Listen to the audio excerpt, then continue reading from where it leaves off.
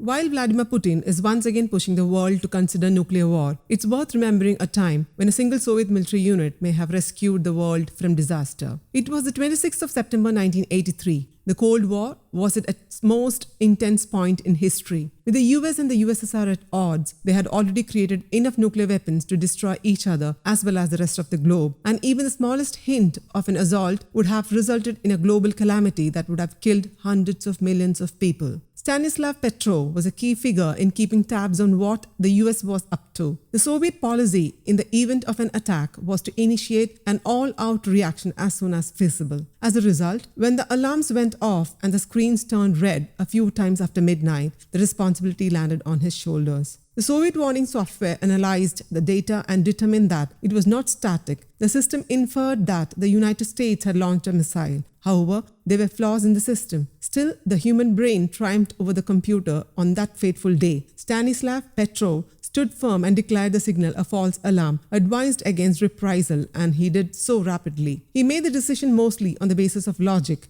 There were far too few missiles. There were just 5 of them according to the computer. When people start a war, they don't start it with only 5 missiles. He remembered thinking at that time. You can do little damage with just 5 missiles. However, he also relied on an old-fashioned gut feeling. I had a funny feeling in my gut, Petrov said. I didn't want to make a mistake. I made a decision and that was it. That night was also interesting in certain ways. Petrov was not on the itinerary at that time. Someone else should have been present, and that someone else could have made a different choice. It's likely that the world would have turned out very differently. News Desk, Kaumudy Global.